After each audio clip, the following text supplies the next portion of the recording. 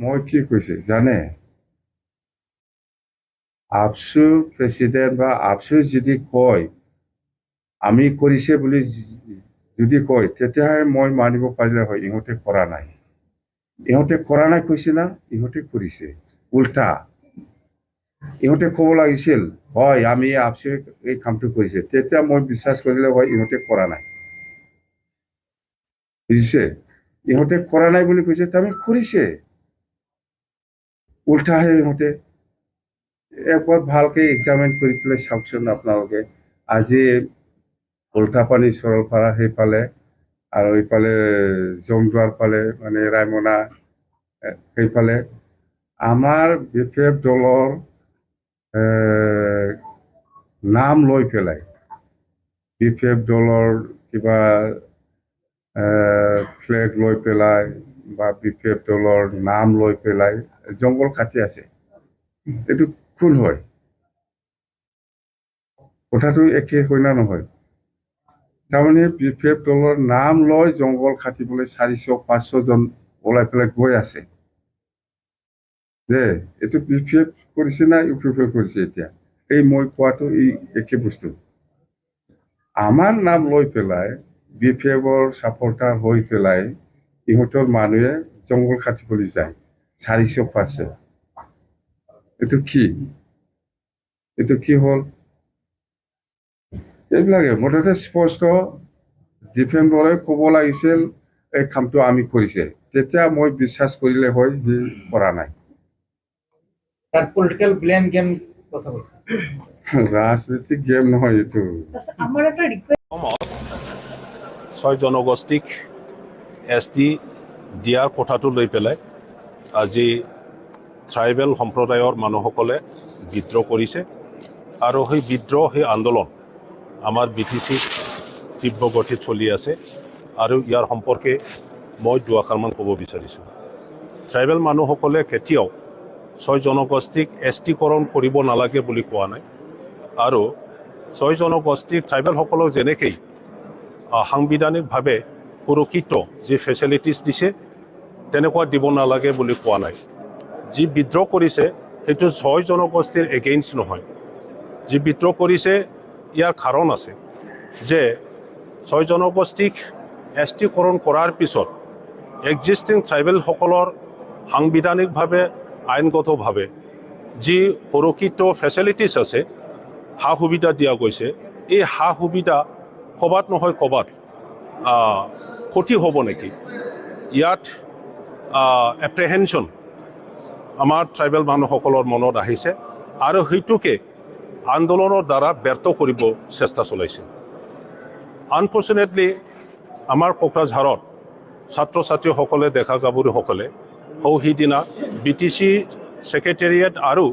এছেম্বলিত আহি পেলাই যেনেকৈ এছেম্বলি বিল্ডিংখন লণ্ডভণ্ড কৰিলে মই ইয়াৰ এগেইনষ্টত ধিক্কাৰ দিছোঁ সেইটো কণ্ডেমনেবল আমি কণ্ডেম কৰিছোঁ যে এই BTC ছেক্ৰেটেৰিয়েট বা এছেম্বলি এনে মাটিৰ ভিতৰৰ পৰা উঠি অহা নাই এইটো ক'ৰবাত এনেই উঠি অহা নাই এইটো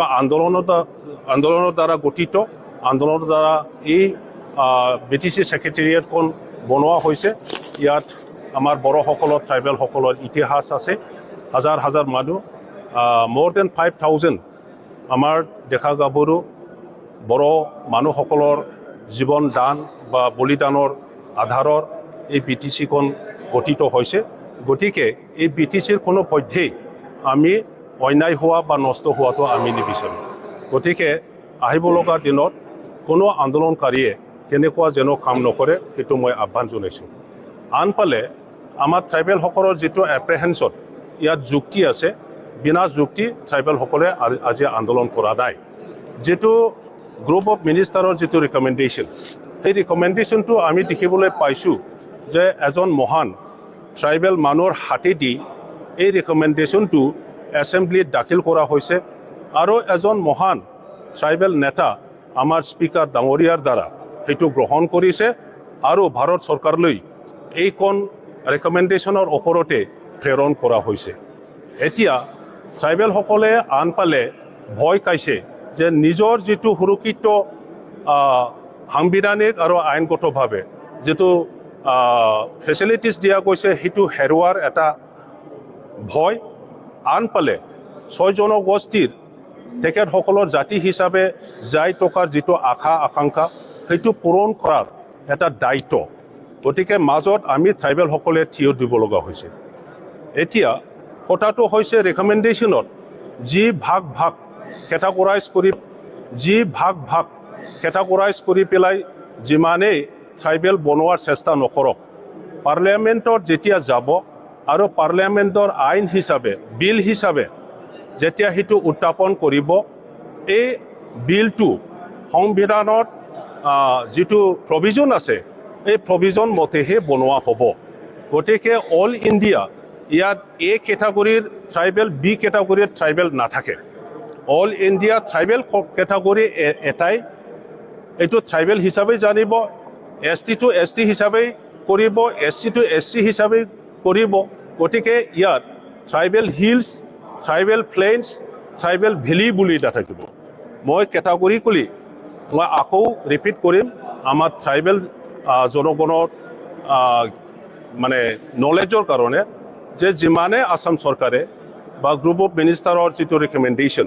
সেই ৰিকমেণ্ডেশ্যনটো লৈ পেলাই যিমানে চেষ্টা নকৰক, পাৰ্লিয়ামেণ্টত যেতিয়া বিল আনিব তাতে ট্ৰাইবেল দিয়া নিদিয়াৰ কথাটো কেটাগৰাইজ কৰি পেলাই নকৰিব। গতিকে আমাৰ ট্ৰাইবেল দাদা ভাইসকল হয় সেইটোৱেই, যেতিয়া সেইটো হৈ যায় তেতিয়াহ'লে যিটো সাংবিধানিকভাৱে পলিটিকেল, ইকনমিক, ছ'চিয়েল আৰু এডুকেশ্যন, চাকৰি বাকৰিৰ ক্ষেত্ৰত ট্ৰাইবেলসকলৰ কাৰণে যি ৰিজাৰ্ভেশ্যন কৰি দিয়া হৈছে, সেই ৰিজাৰ্ভেশ্যনবোৰত, সেই ফেচিলিটিবোৰত ক'ৰবাত নহয় ক'ৰবাত বহুত আঘাত আহিব। আমাৰ সন্মানীয় চিফ মিনিষ্টাৰ ছাৰে নিজৰ মুখেদি কৈছে, সেইটো যদি কৰা হয় তেতিয়াহ'লে এক্সিষ্টিং ট্ৰাইবেলসকলৰ বহুতো ক্ষতি হ'ব। গতিকে ক্ষতি হ'ব সেইটো জনাৰ পিছতো যদি আকৌ একেটা কাম যদি কৰিবলৈ যায়, তেতিয়াহ'লে সঁচাকৈ ট্ৰাইবেলসকলে, এক্সিষ্টিং ট্ৰাইবেলসকলে আগন্তুক দিনবোৰত যাই থকাৰ ক্ষেত্ৰত বা নিজৰ ভাষা, সাহিত্য, সংস্কৃতি, পৰম্পৰা ৰক্ষণাবেক্ষণৰ ক্ষেত্ৰত বহুতো কষ্ট পাব বা জাতি হিচাপে যাই থকাটো, নিজৰ ভাষাটো সংৰক্ষণ কৰাৰ ক্ষেত্ৰত, নিজৰ পৰম্পৰা সংস্কৃতি ৰক্ষণাবেক্ষণ দিয়াৰ ক্ষেত্ৰত তেখেতসকলে নিশ্চয় মানে কঠিন হ'ব। গতিকে সেই এপ্ৰিহেনশ্যনটো লৈ পেলাই আজি ট্ৰাইবেলসকলে বিদ্ৰোহ কৰিছিল। আৰু মই এটা কথা ক'ব বিচাৰিছোঁ, এই সমস্যাটো কোনোবা BPF দলে বনোৱা নহয়, এই সমস্যাটো কোনোবা UPPL দলে বনোৱা নহয়, এই সমস্যাটো কোনোবা BJP কংগ্ৰেছ দলে বনোৱা নহয়। কোনো ব্যক্তিয়ে সেই ট্ৰাইবেল দিয়া নিদিয়াৰ সমস্যাটো বনোৱা নাই। হাগ্ৰামা মহলীয়াৰীয়ে বনোৱা নাই, প্ৰমোদ বড়োৱে বনোৱা নাই, কোনোবা বিশ্বজিৎ দৈমাৰীয়ে বনোৱা নাই, কোনোবা ডক্টৰ হেমন্ত মানে বিশ্ব ডাঙৰীয়া সেইটো বনোৱা নাই। গতিকে মই আন্দোলনকাৰী তেখেতসকললৈ এটা আহ্বান জনাইছোঁ, কাকো ব্যক্তিগতভাৱে যেন দোষাৰোপ নিদিয়ে, কোনোবা দলক যেন দোষাৰোপ নিদিয়ে। এইটো হ'ল 6 জনগোষ্ঠীৰ নিজৰ জাতিৰ অস্তিত্ব, নিজৰ ভাষা সংস্কৃতি উন্নয়নৰ এটা কোৱেশ্যন আহিছে। আৰু আমাৰ দেশৰ গণতন্ত্ৰৰ আধাৰত সাংবিধানিক মানে ৰক্ষণাবেক্ষণ ভাৱৰ কাৰণে, তেখেতসকলৰ ভাষা সংস্কৃতি ৰক্ষণাবেক্ষণৰ কাৰণে তেখেতসকলে আন্দোলন কৰিছে আৰু সেইটো বিচাৰিছে। আজি নহয়, কালি নহয়, এই 6 জনগোষ্ঠীয়ে ট্ৰাইবেল পাওক বা কিবা এটা পাওক, তাত আমাৰ একো ক'ব লগা নাই আৰু পাবই। আসাম চৰকাৰে যেতিয়া ৰিকমেণ্ডেশ্যন কৰিছে, ভাৰত চৰকাৰে সেইটো কনচিড কৰিবই। এতিয়া ট্ৰাইবেল আমাৰ দাদা ভাই জনগণ আৰু ডেকা গাভৰু ছাত্ৰ ছাত্ৰীলৈ মোৰ এটা আহ্বান, মোৰ এটা মেছেজ যে আমাৰ যি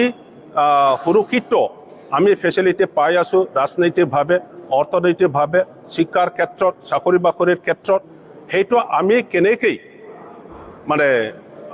নষ্ট হ'ব দিব নোৱাৰে, সেইটো কেনেকৈ আমি সুৰক্ষিত কৰিব পাৰে, আমি কেনেকৈ ভালকৈ ৰাখিব পাৰে, আমাৰ যেন কোনো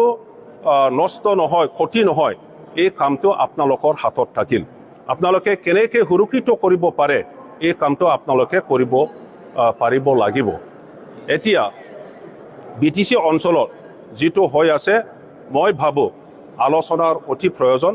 মই আহ্বান জনাব বিচাৰিছোঁ, আজি বড়ো ভাষাত এটা প্ৰভাৱ আছে, দাইনাং কদৰাং আপাচুজনাং। আজি অসমৰ গোটেই ট্ৰাইবেলসকলে আমাৰ BTC চিফ হাগ্ৰামা মহিলাৰী ডাঙৰীয়াক দেউতা হিচাপে, গুৰু হিচাপে চাই আছে। তেখেতৰ ওপৰতে আমাৰ ট্ৰাইবেলৰ পলিটিক্স, ট্ৰাইবেল জাতিৰ যাই থকাৰ বহুত কথা, বহুত কাম ডিপেণ্ড কৰি আছে। গতিকে সকলোৱে তেখেতৰ প্ৰতি চকু দি আছে। আৰু কথাটো সঁচা, ইয়াৰ কাৰণে মই আমাৰ BPFৰ সভাপতি BTC চিফ হাগ্ৰামা মহিলাৰী দেৱলৈ আহ্বান জনাব বিচাৰিছোঁ যে তেখেতে গোটেই ট্ৰাইবেল জাতি গোষ্ঠীৰ যি জাতীয় সংগঠনবিলাক আছে, ছাত্ৰ সংগঠন আছে, যিসকলে আজি আন্দোলন কৰি আছে, তেখেতসকলৰ লগত সময় দি পেলাই, ধৈৰ্য লৈ পেলাই যেন আলোচনা কৰে, যেন কিবা এটা ভাল ৰেজাল্ট বা ভাল ফল আমি আনিব পাৰোঁ আৰু সকলোৰে একচেপ্টেবল এটা সলিউশ্যন যেন আনিব পাৰে। ইয়াৰ কাৰণে হাগ্ৰামা মহিলাৰী দেৱে যেন এই কামটো কৰে, মই ইয়াৰ কাৰণে তেখেতক আহ্বান জনাইছোঁ। এটা কথা কৈছে যে UPL দল আছে